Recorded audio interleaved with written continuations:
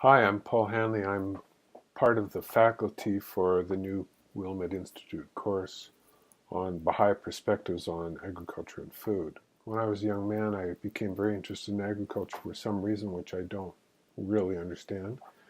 But I became part of the Back to the Land movement in the 60s and 70s and uh, developed a really strong interest in environmental issues at the same time as I became interested in the Baha'i faith. So I was very curious about how the Baha'i faith relates to issues like the environment and agriculture, and was surprised to find that although the faith was the first religion that was revealed in the kind of industrial era when agriculture appeared to be somewhat on the decline and the world was urbanizing very rapidly, the faith has perhaps more to say about agriculture than any other religion. Part of that may just be that our teachings are so extensive and there's so much explanation that comes of the teachings of the Bab and Baha'u'llah by Abdul Baha and by the Guardian and other scholars in the faith. So we have a huge amount of information to work with. Uh, and it's very interesting that I think the faith delves into such great depths on agriculture, on food itself, and also on rural development. Really, the core, I think, thing is what does the faith say about these issues, and also how we can relate what the faith says to the currents of thought in society today, in the agricultural world, the development world, in the area of food. The other thing I think is to look at how agriculture can be uh, kind of part of the whole process of emerging social action in the Baha'i faith, and also the question of engaging in public discourse, which is an important goal of the plan that we're involved in today. So we've got, I think, an interesting faculty.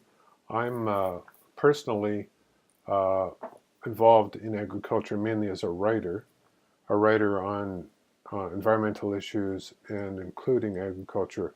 I started out working on in the 1970s and 80s on promoting organic agriculture, on earth care, ecological agriculture in Saskatchewan is a book that I did back in 1980. And this book was kind of groundbreaking in the sense that it introduced the concepts of ecological agriculture to dryland agriculture in the Canadian prairies and U.S. plains. And so I went on from there to produce a book on the faith and agriculture, the spirit of agriculture, which is, I guess, the main text for this course. And more recently, I wrote the book 11, which has a whole section on agriculture and the transformation of agriculture. So I guess I serve as the lead faculty for the course, but we have other people that are actually considerably more experienced in this area than I am. I think of people like Neil Watley, who is a farm boy himself, grew up on the farm and operated the farm in Saskatchewan for a number of years, and is now an agronomist working with the Alberta Department of Agriculture, where he is really emphasizing a lot the adoption of proper crop rotations, pulse crops, and so on to make a more ecologically sound agriculture system.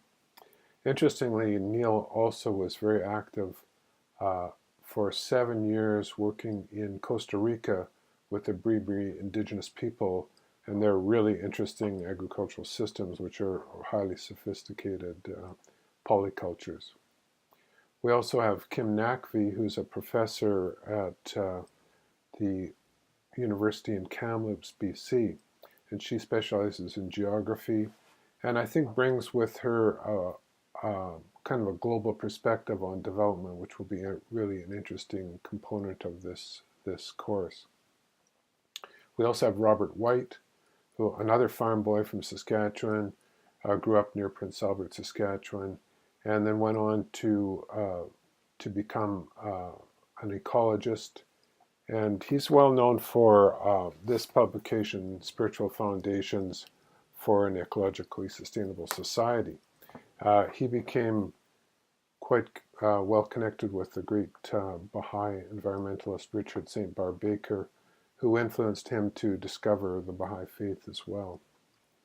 And also we have Arthur Dahl, who perhaps needs no introduction. He's the very prominent environmentalist involved in United Nations activities, an author including books like this, Unless and Until, a Baha'i focus on the environment.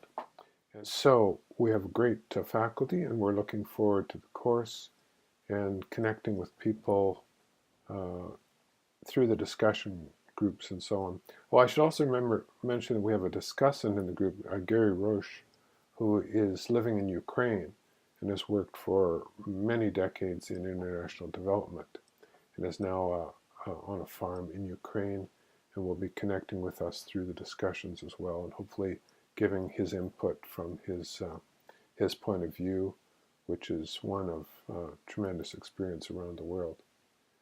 So that's it for starters, and we really look forward to connecting with everyone, and it'll be, I think, an exciting discussion we have throughout. And